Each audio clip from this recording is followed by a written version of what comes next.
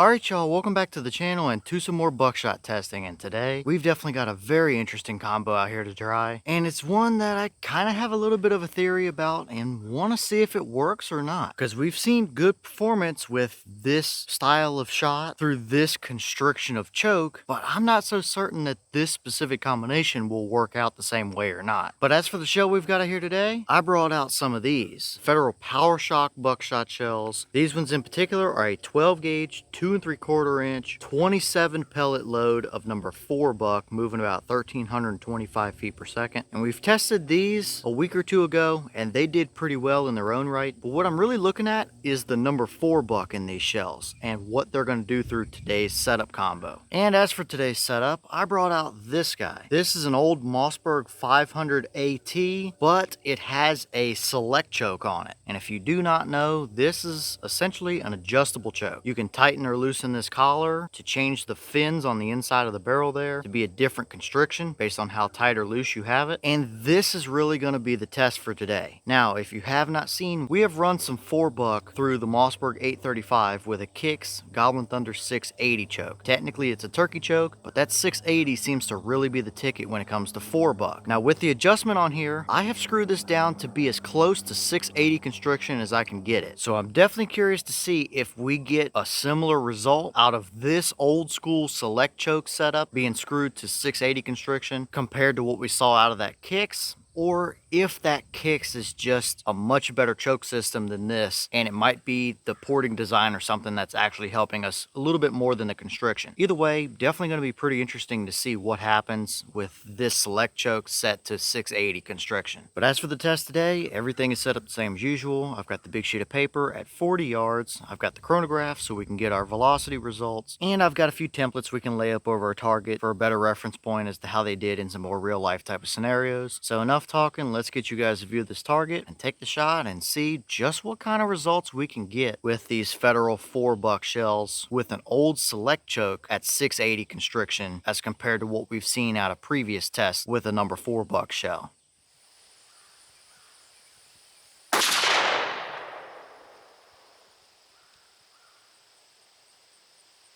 Okay, so as for our velocity numbers here, we had 1,267 feet per second. The boss claim is 1,325, so we're not too far under that, but it is a little bit lower than that claim. I'm not too overly surprised considering the setup we have them through, and I believe the last time we tested these, they were just a touch under the 1,300 mark, so I think 1,267 is a pretty decent velocity for what these shells are claiming. So I wouldn't say there's anything too strange up here, but what kind of a pattern did we actually get down at 40 yards? Let's go check it out and see what it gave us. All right, well, now we're down here at our 40-yard paper, and this is what we got. And I gotta say, it is the complete opposite of what we had seen previously with both these shells and number 4 buck. This is pretty terrible. And just for a size reference, this paper is 36 inches wide by probably about 40 inches tall. And as you can see, we have shot all over the paper. Now, maybe we might have favored a touch over to the right because clearly that area over there is hotter than the rest. But I felt very confident in my shot placement there, and I know that shotgun hits point of aim with every other shell that I've ever fired through it. So for this one to be off, it's definitely not impossible, but it's a little bit less likely than some other setups, I'll say that. But as we can see here, I mean, the white dot was my point of aim, and we had 1 pellet within there. A lot of the other main portion of the pattern favored right, and we have pellets just sporadically scattered all over the place down along the bottom and the left edge and stuff like that. Just definitely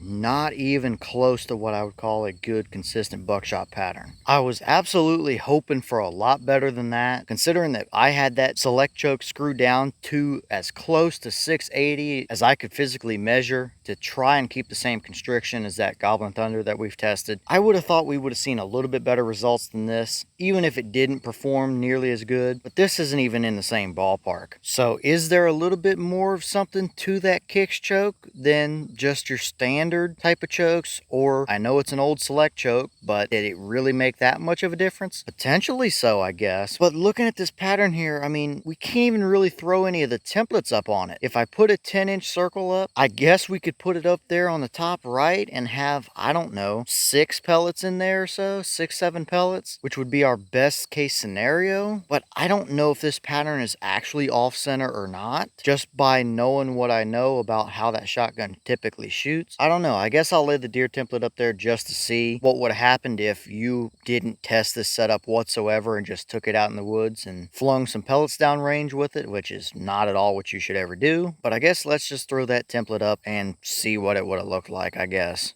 Alright, well, here's that deer template, and as you can see, we had one right through the point of aim there, but as far as the rest, we had one really far back, and the rest were kind of up there clumped in the neck. Now, do I think you would have gotten this deer? Yeah, probably so. I mean, one pellet through the lungs area probably would have been enough. He would have ran a good long ways, but with the multiple of them up there in the neck, I don't think the deer would have went very far on you, but after a little bit of investigation, I think you would have clearly seen that your pattern didn't exactly do what you wanted it to do. So on this one, it's clearly nowhere even close to a good result. Even if we were off center some with our pattern, we should see a much tighter and hotter core, and we just don't. So I guess on one hand, we can call it a terrible pattern. On the other hand, we might say it's a little bit inconclusive, but still nowhere even remotely close to what I was hoping to see. And I guess I'll just jump in here real quick in editing and say the reason I decided not to take a second shot out of this specific combination is, well, it's an old school shotgun with a Select choke, and we have multiple other new setups that I wanted to test more of these shells through, and I don't have an unlimited amount of these, so it would be better worth it for me to test those shells through better setups than to retry this one. It might not have been a perfect scientific test today, but it's what it gave us, if nothing else. Alright, well, as you can see, I don't have a wad out of that shell. I will put a picture up on the screen here of what they actually look like the last time we tested them. I really wanted to find this particular wad to see what it looked like going through that Select choke, but I have spent the better part of 20 minutes or more scanning up and down the range here, and I cannot find it, which is pretty rare considering how my range is laid out here. Could it have absolutely flown way over the target into the swamp? Maybe, I don't know. Could it potentially have been some kind of manufacturing error and that shell just didn't have a wad in them? I mean, maybe. I think it's extremely unlikely that was the case, but I guess it's never impossible. I don't think that was the case for today though. I think it's just flown somewhere on the range and I haven't found it, which is on me, but such is life sometimes. But it's definitely a little bit of an interesting wad design, if nothing else. Alright y'all, well, what did you think about that performance there? Clearly, nothing even remotely close to what I would call a good pattern. I was definitely hoping to see a little bit better, but I guess on the other hand, it is a 40-year-old setup with a Select choke that wasn't necessarily known to be a fantastic performer with certain types of shells and stuff back in the 80s, 90s stuff in general, so maybe that was the case. Or who knows, maybe this particular shell had a manufacturing error. I highly doubt that was the case, but I suppose it's never impossible. Either way, definitely a letdown, a big disappointment. I was hoping to see a lot better, but as always, let me know your thoughts down below. Is that about what you expected to see? Were you a little surprised one way or the other? Have you tested any of these Federal 27 pellet $4 shells, and have you seen any weird results out of them? Or have you run $4 through one of these old Select chokes or poly chokes? Let me know your results and your thoughts about it all down below. But with that being said, I've got some more testing to get done for you guys, so I'm gonna get back to it. As always, we have the channel Instagram as well as the mailbox where you can send stuff if you'd like. All that information will be in the description down below if you're interested in it, but I'm going to get back to it, so I'll see y'all in the next one.